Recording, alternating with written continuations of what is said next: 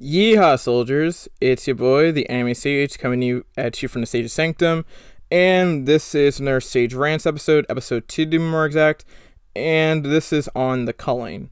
Now, I guess you are probably wondering, what the heck is the Culling? So, a lot of people might not know this game because it's probably one of the earlier Battle Royale games, but it essentially is a Battle Royale title that came out, I don't know how long ago, but it was a pretty popular Battle Royale game, for its time. And then it kind of declined a little bit to the point where the servers, for quite a bit of time, shut down. So, yeah, it was kind of forgotten and lost in history as games like Fortnite, PUBG came around. So, it's like this game was essentially dead for quite a bit of time. But recently, around a couple weeks ago, actually, the servers for the Culling came back, actually. So the game, again, has been dead since it was launched in 2016, was dead for a while, is now here. So it was essential. So that's, I guess, pretty good, right? I mean, it gets a second chance at coming back to life, and it could be pretty good. But they've kind of destroyed themselves before they even relaunched their servers. And what do I mean by that? Well, here, the tweet on screen right now says, okay, the Culling's back. Alright, so the Culling is back. That's, I guess you gotta announce that, right? And this is tweeted by Xavient, who's their developer. Now, let's go over their TLDR. Servers live, Thursday, May 14th, whatever. Xbox One now, PC later. PC wants nothing to do with this, and as someone who's an Xbox guy, I am not touching this. Big performance enhancements, okay, that's fine. Not FTP, but if you ever played it, you have it, okay, that's fine. $6 in Xbox Store if you never played it, alright, $6, it's not PUBG price, so I guess that's fine, although for the Xbox Game Pass, you can also get PUBG, but whatever. One free online match per day. Huh? I mean, I'm sorry if I, destroyed your ears, but, huh? I don't get how the heck you are charging someone for an online match. That is literally what this is insinuating. Additional token options available. So essentially, what this thing is doing is this game, this developer, they are charging you for playing actual online matches. Do y'all not see the problem here? In every other online game that has online capabilities, you can play a match for free. I'm not talking about loot boxes. That's a different discussion for another day, and I hate those as well. But, you're being charged an online match. This is literally below EA at this point. And now you're giving them ideas. We're not going to start... If this game actually ends up doing well, which it hopefully doesn't do well, it's most likely not going to do well. But the fact that there's a possibility that this thing can actually succeed by the slimmest of margins is disgusting. Because the fact is, if this game actually succeeds, we're going to see more developers actually implement a system like this. Now, the fact is that you shouldn't have to pay for an online match at all, It's why would you pay why would you pay for an online match, especially since a lot of the other options are, again, free? This is, one of the stupidest monetization systems I've ever seen. With other, Battle Royale systems, you have a Battle Pass, and you get cosmetic upgrades. I'm fine with that because at least it's cosmetic and doesn't affect gameplay. But with this, it actually affects your ability to play the game, because simply put, when Battle Royale games, you're going to die right away. That's one of the problems here. And so you're going to have 12 seconds before you die, or you go for a long dragged out battle and then you still die. And unless you're really good at this game, you're not going to get additional tokens for free. Yeah, if you lose, guess what? You have to pay, but if you win, you get a free token. But you're not likely going to win that many Battle Royale games, because, again, unless you're, extremely good at the game. It's just not likely, because, again, Battle Royale games are more so unpredictable, And, it's ridiculous, Let's look at these token prices. Free tokens is $1, 10 tokens is $3, 20 tokens is $5. And then you got online passes providing unlimited online play that can be purchased for 7 days for $2 and for 30 days for $6. Are you kidding me? Like, what the heck? Do I even have to, like, online gaming is just like is like such an integral part to, like, when you're like for a game that like this.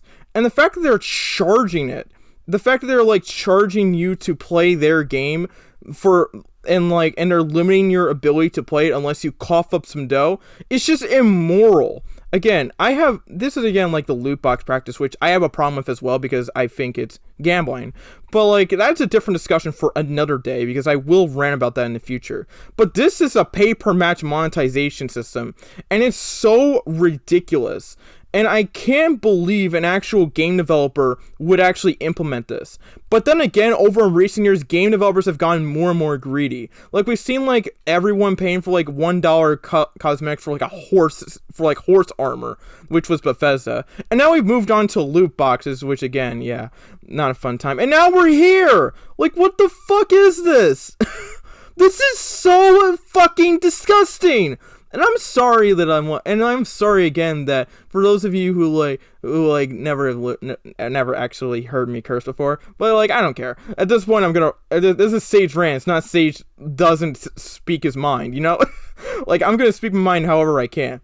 And this is so fucking disgusting that I can't understand how, again, a game developer would implement this. I keep repeating myself, but it's just so ridiculous. So later on, the Culling would retract this a little bit. So they're live in the Xbox store, and now they've set the daily token count to 10 tokens per day. Additionally, if you win an offline match, you earn an online match token. Bitch!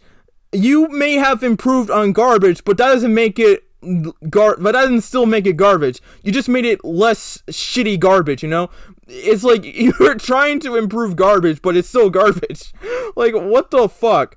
I don't understand this developer at all. Now, maybe you could argue this is for a publicity stunt or whatever, but they haven't necessarily backtracked on their entire thing at all. Like, they haven't, like, been like, okay, we're gonna take this out, you know, we're gonna do all this and this. And, like, you've literally killed your game before it even arrives. This is so ridiculous. And now, we also have the main director, or, like, whoever, the main guy at the Xavier, Josh Van Velde, who literally has been quoted to say that he felt that the entire paper match system was the right solution, and it's the way that they announced it was so wrong, you know? Now, I'll link an actual article in the description about the thing so you can read it. But, like, essentially, he's, like, saying that. And it's like, no one wants the system. No one. It's literally so scummy. Why? And not only that, there are better battle royales, like Fortnite, Warzone, and, like, all these other battle royale games. Heck, like even PUBG would be better than this, because at least you can play online matches for free. Like, what? I'm, like, flabbergasted that this is actually a thing. I'm so flabbergasted that there are so many, that there are delusional people like this in the gaming industry. I thought I had met all the delusional people in the gaming industry at this point, but at this point, you know, it's like, what? And again, this game is gonna get outclassed by every other battle royale on the market. And in the hopes of, like, trying to make back money or whatever, instead of, like, actually implementing an actual battle pass, you just make this system, you're literally going to kill your game right away. And, like, I'm pretty sure the game's already empty.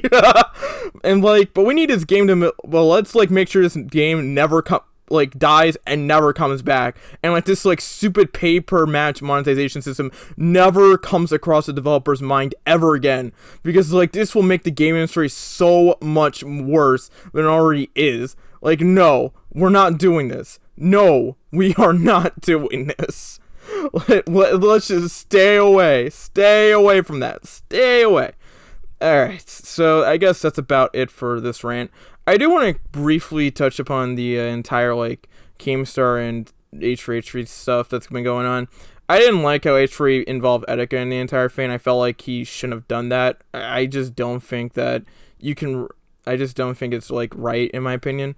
And, like, in Keemstar's situation, I don't like him. I think he's a disgusting human being. I fucking dislike him. But at the same time, I just, like, don't like how...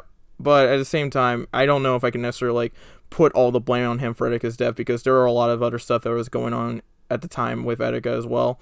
And like the other problem I do have with the entire debacle is that the sponsor shaming and stuff like that, because I really don't think that it's right to take down a person's ability to make a living. I mean, like, out of all the people, I think Keem and H3 are the most fine with losing sponsors.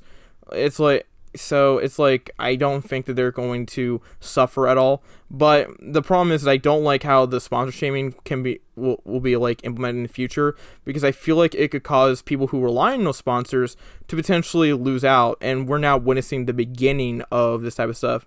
Although there was a bit of an update of Keem's little hypocrisy, same with, like, calling out this like Soar Gaming's little sponsors, which I don't like at all. I'll be consistent with that. That's a really scummy thing to do, in my opinion.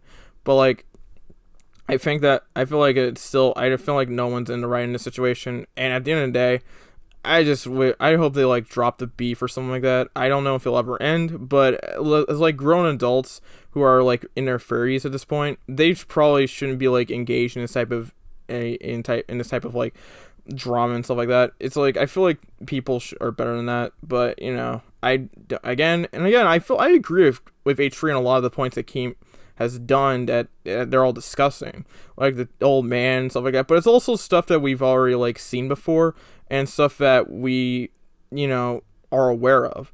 And I just feel like it just added, like the entire video just didn't add anything new, and no one likes the fact that H3 use Etika. And like I'm also seeing like some fans like harass Etika's ex-girlfriend, who was the closest to him, and they're trying to tell her how she feels when she defended Keemstar in a way, because Etika didn't necessarily blame anybody for his death. Do I think Keemstar didn't help any matters, but like Etika's last wishes were like, this was a decision that he came to.